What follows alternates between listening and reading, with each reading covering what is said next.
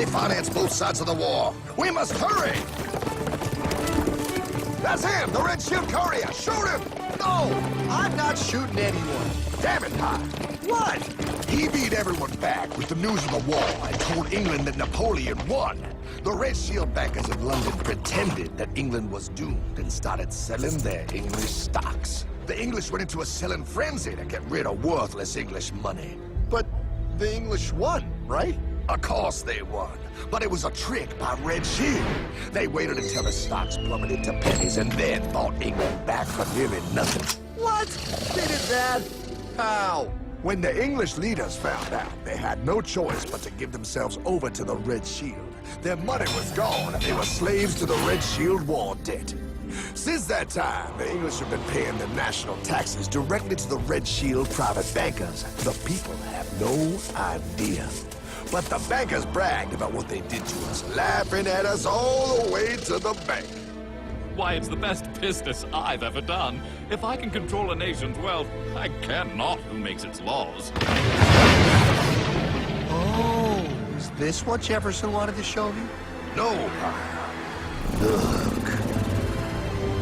They're in America, too? The Red Shield banks are here, Pop. Seeking a way to conquer our American dream. The dream you have, Pop. The dream of free men. They tried to take over our country many times and failed because Jefferson and the Patriots vowed to stop the evil tyrants at all costs.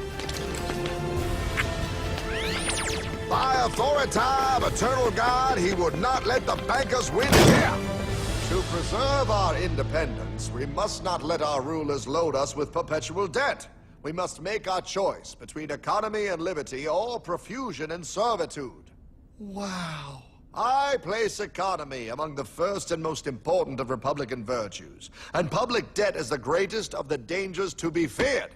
It is incumbent on every generation to pay its own debts as it goes. We must have a central bank to secure this country's finances. If the American people ever allow private banks to control the issue of their money, first by inflation and then by deflation, the banks and corporations that will grow up around them will deprive the people of their property until their children will wake up homeless on the very continent their fathers conquered. Jefferson, you're mad. This country will have a central bank. Who's that? America's first Secretary of Treasury. Alexander Hamilton? Not for long. Aaron Burr, Thomas Jefferson's vice president. They didn't take too kindly to our first Sec Treasury. Sweet shot, Burr. The first attempt at a central bank only lasted 20 years and we shut it down. But the bankers tried again against Old Hickory President Andrew Jackson. You are a den of vipers and thieves. I intend to rout you out, and by the eternal God, I will rout you out. After surviving an assassination attempt, Jackson finally defeated the bank in 1836. When asked what was the greatest accomplishment in his life, Old Hickory replied, I killed the bank. and those were his last words. I killed the bank. And with real money backed with real gold, our country experienced the greatest boom in any nation's history. Oh, it was beautiful, pal. But the bankers, greedy for more power and wealth, were concocting their most ambitious plan yet to once and for all take control of the finances of the United States. In 1910, a secret meeting was held at a J.P. Morgan estate on Jekyll Island off the coast of Georgia. This meeting was so secretive, so concealed from government and public knowledge that the 10 attendees used code names. I am clearly the richest man, so I should be the one to run the super-secret central bank. I own all the oil in America. I'm clearly richer than you will ever be, hula girl. I should run the super-secret central bank. You're nothing compared to me, lube job. I shall run the secret bank. Silence! Supreme Master Leader, I didn't know you were gonna be here. I'm not. Neither are you, dumbass. Oh, yeah, right. He's so smart. None of you shall run the bank. We have failed in the past because of openness. This time, the key to success is secrecy. The people must believe that they run the bank. Yes, brilliant! A sneak attack. What's the plan? We first create panic, then we show them the solution. With our man in office and well-planned timing, we will have our central bank. And so the people think it is theirs. We shall christen it Federal. The Federal Reserve.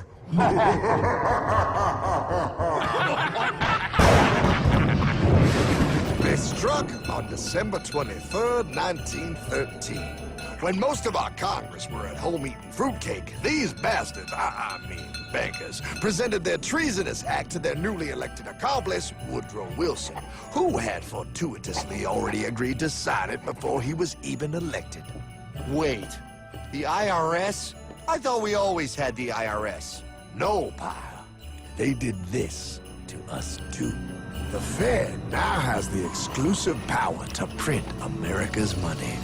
They loan this money to our banks and our government at interest, putting immediate debt on our own money, printing more and more, so each dollar they print becomes worth less than the one before.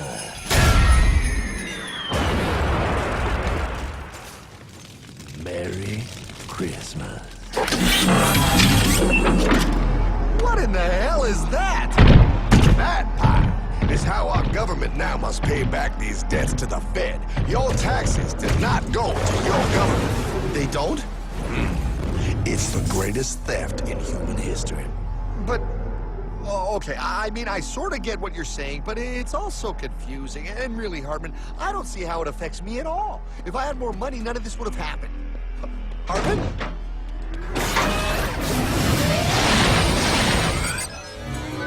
1955? Wow, what are we doing here? Oh, a little bit of shopping. Here, hold this.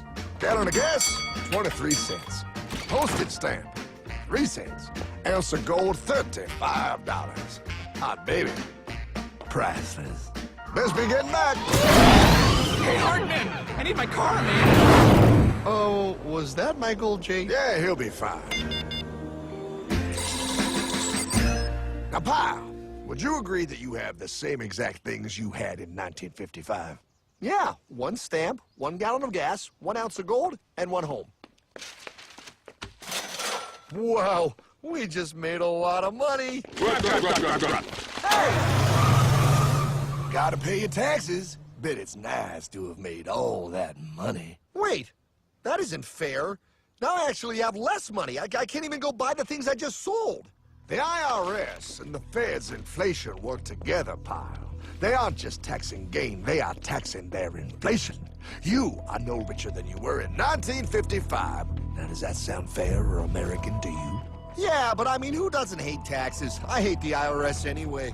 Pal, the higher they make the inflation, the more your money they take.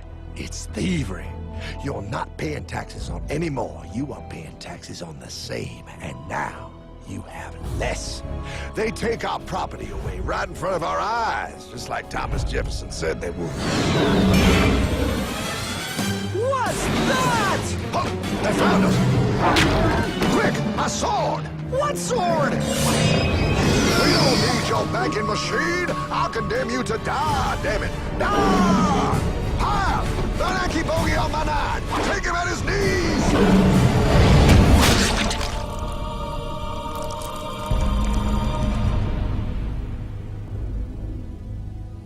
For we are opposed around the world by a monolithic and ruthless conspiracy that relies primarily on covert means for expanding its sphere of influence. What's happening? Where am I? I believe perhaps you understand now, pal, but you are afraid. JFK. Hartman, what does this have to do with my house and my dog? Oh, okay, that's enough. I want to go home now. This is the last president to stand up to the Fed. You must see. On June 4, 1963, President Kennedy signed Executive Order 11110. This executive order empowered the U.S. Treasury to issue real money without the Fed. It would have worked. Kennedy's plan to dismantle the Federal Reserve machine had begun. 6 months later, John F. Kennedy went to Dallas and never returned. No way. No way they could do that. The new president, Lyndon Johnson, threw out Kennedy's order. And since JFK, no president has dared confront the secret powers behind the Federal Reserve. They consolidate bigger and bigger banks, print more and more money, accountable to no one, decimating our nation's wealth for the benefit of a few. Why? Why do this? If they hurt us, it hurts the global bankers too. No, pal. They are protected. They are too big to fail. But I'm not. Those sons of bitches! Sons of bitches all.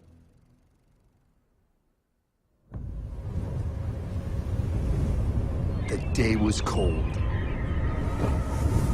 The wind sharp and strong. But we were determined. The bankers and their parasites had us vastly outnumbered, but their hubris made them weak. Not like us. Not like this band of immortals we have assembled. We have come to take back our... Hardman? Is that... My dog. Oh, Then the inevitable. The money kings could ignore us no longer. They sent an emissary, a cog in their machine of greed to bring about our submission. Hank Paulson. Hardman, this is blasphemy. We own the corners of the earth. It is futile to challenge us. Oh, I've seen that look before. That of a predator taking in the scent of its prey. Bold, fearless, the look of a free man. You have come far, Hardman. Farther than most. Be smart now. Join us. We will bring you money, power, everything you want. You can be one of us, if you will kneel.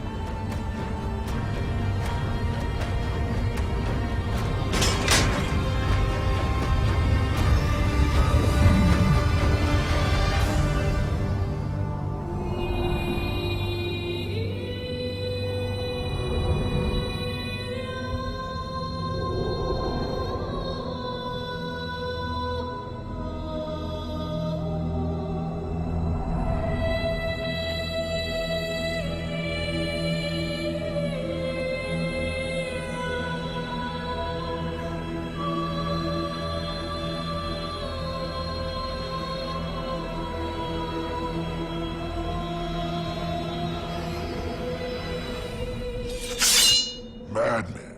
You're a madman. We're offering you everything. What do you think this is?